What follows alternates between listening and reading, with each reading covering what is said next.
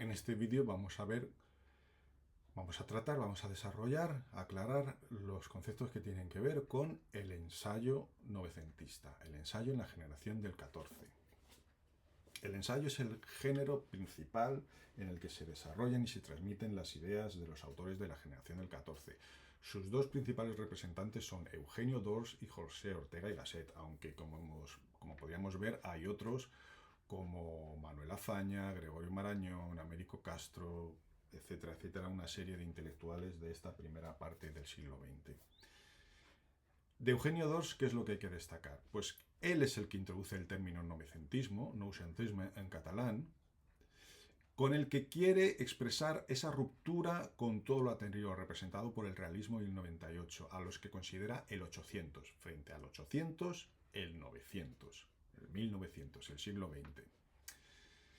Eugenio d'Ors, como ensayista, trató temas muy diversos, pero sobre todo destaca como crítico cultural y artístico, crítico cultural y de arte. Y dentro de este grupo de ensayos podemos destacar 3 horas en el Museo del Prado, por ejemplo. Tiene otra rama, otra faceta de ensayos periodísticos, formado por artículos breves, glosas, que luego recopiló, publicados en prensa, y que luego recopiló en varios libros: Glosario, Nuevo Glosario y Novísimo Glosario. Con que citéis que los publicó en una serie de libros, suficiente.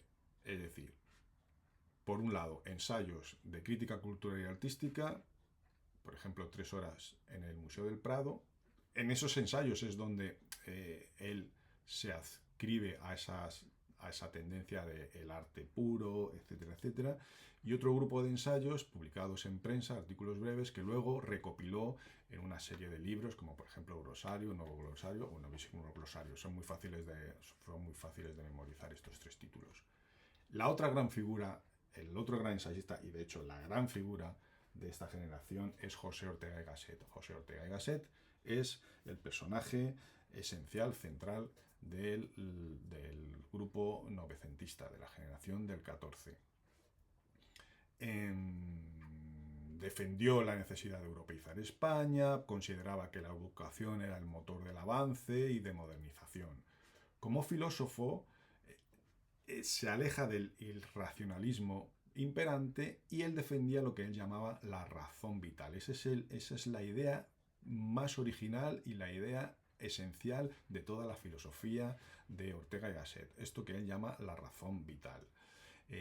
Trató muchos temas, también temas muy variados, igual desde el arte o la literatura al problema de España. Su primera obra fue Meditaciones del Quijote.